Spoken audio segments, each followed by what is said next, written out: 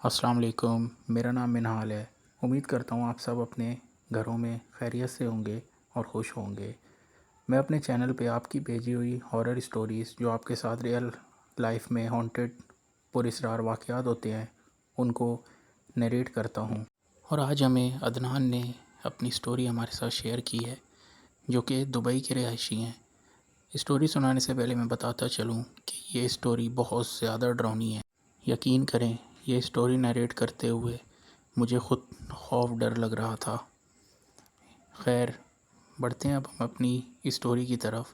آپ لوگ آیت الکرسی پڑھ لیں، کیونکہ سنا ہے کہ جب ہم ان مخلوقات کا ذکر کرتے ہیں تو یہ بڑے غور سے ہمارے قریب آ کے اپنا ذکر سنتے ہیں۔ تو آپ آیت الکرسی قل اللہ اور کلمے کا ورد کر لیں۔ چلیں اب بڑھتے ہیں ہم اپنی آج کی اسٹوری کی طرف۔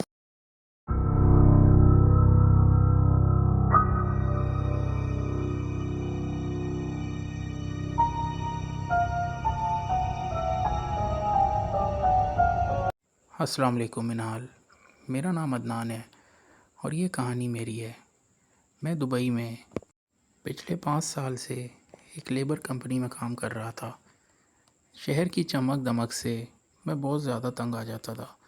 پورے دن محنت مزدوری کرنا اور رات کو گھر آ کے سو جانا۔ میں یہاں بتاتا چلوں کہ میں نے دبئی میں جو اپنے لیے فلیٹ لیا ہوا تھا اس میں ہم 3 سے 4 لڑکے رہتے تھے۔ ہم اکثر ریگستان میں، جسے دبئی کا ڈیزرٹ سفاری بھی کہا جاتا ہے، وہاں پہ پکنک منانے جایا کرتے تھے۔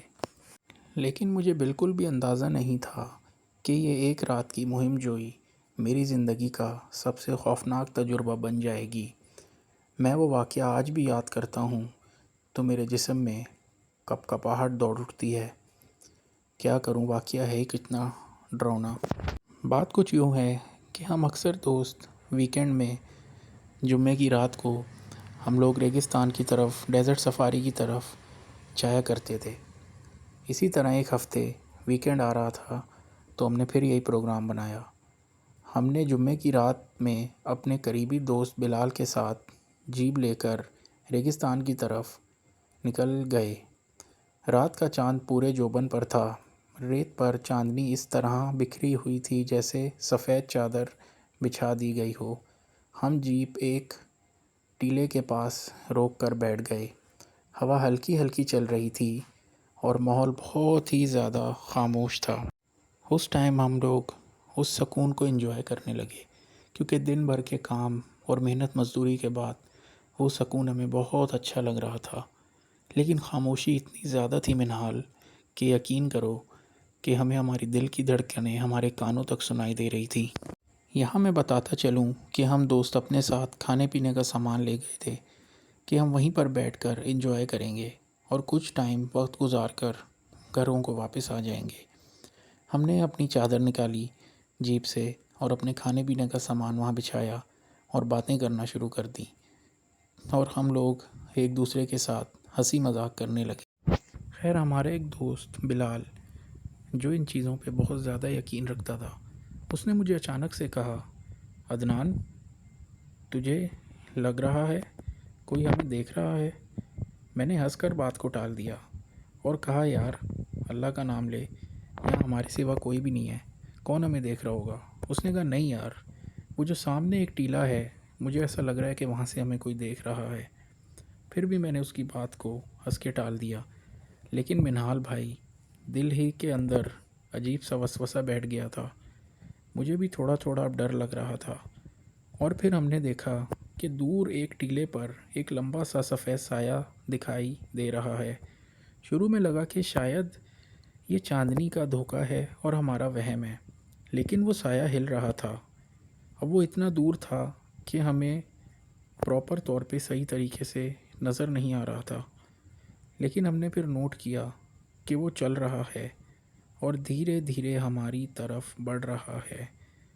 جب وہ قریب آیا تو ہمارے جسم سن ہو گئے۔ وہ ایک شخص تھا، ایک لمبا قداور شخص۔ اس کی آنکھیں بالکل سرخ آگ کی طرح جل رہی تھیں اور اس کا قد اتنا لمبا تھا کہ جیسے زمین پر نہیں بلکہ ہوا میں تیر رہا ہو۔ اس کے قدموں کے کوئی نشان ریت پر نہیں پڑ رہے تھے، جس طرح وہ ہوا میں اڑتے ہوئے آیا ہو ہماری طرف۔ بلال نے کانپتی آواز میں کہا، یہ انسان نہیں ہے عدنان، یہ جن ہے۔ میں نے جلدی سے جیپ اسٹارٹ کرنے کی کوشش کی اور بلال کو بھی کہا، یار جلدی کرو، جلدی سے آگے جیپ میں بیٹھ جاؤ، مگر انجن جیسے کسی نے جکڑ لیا ہو۔ بار بار کوشش کرنے کے باوجود گاڑی اسٹارٹ نہ ہوئی۔ اس لمحے وہ سایہ چند قدم دور آ کر کھڑا ہوا تھا۔ اس کے منہ سے ایک ایسی دل دہلا دینے والی چیخ نکلی کہ پورا صحرا گونج اٹھا۔ میرا جسم پسینے سے تر تھا اور ہاتھ کانپ رہے تھے۔ میں نے بلند آواز میں قرآن کی آیات پڑھنا شروع کر دی اور آیت الکرسی کا بھی ورد کرنا شروع کر دیا۔ دوبارہ میں نے اللہ کا نام لے کے، اور ہم لوگ بس یہی کہہ رہے تھے، میں اور میرا دوست، یا اللہ ہمیں آج بچا لے۔ خیر منہال بھائی، اس ٹائم ہماری ایسی کیفیت تھی کہ بس ہمارے دل پھٹ جائیں گے۔ خیر ہم نے اللہ کا نام لے کے جیپ کو اسٹارٹ کیا تو اچانک جیپ کا انجن چل پڑا۔ بلال نے ایک لمحہ ضائع کیے بغیر گاڑی دوڑا دی، لیکن اس کا پیچھا جاری رہا۔ وہ سایہ ریت کے بڑے بڑے ٹیلے ایسے پھلانگ رہا تھا جیسے پرندہ ہو۔ اس کے قدموں کی دم دماہٹ، دم دم ہماری گاڑی کے پیچھے آ رہی تھی، اور ہمیں ایسے محسوس ہو رہا تھا جیسے دیو ہاور کداور لوگ ہماری گاڑی کے پیچھے چل رہے ہیں۔ ہماری سانسیں اکھڑ رہی تھیں، دل ایسے دھڑک رہا تھا جیسے ابھی سینہ پھاڑ کر باہر نکل آئے گا۔ اور جیسے ہی شہر کی روشنیاں سامنے آئیں، وہ سایہ اچانک ہوا میں تحلیل ہو گیا۔ ہم دونوں خاموش رہے، اور ہم لوگوں کو شہر پہنچنے تک بہت زیادہ دیر ہو چکی تھی۔ خیر ہم کسی نہ کسی طرح اپنے گھر تک پہنچ گئے۔ ہم دونوں خاموش تھے، صرف ہانپنے کی آواز اور دل کی دھڑکن باقی تھی۔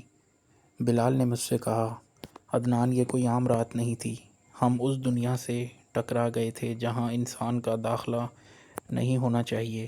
میں نے بھی کہا، بالکل بلال تم صحیح کہہ رہے ہو، آج ہم بال بچ گئے۔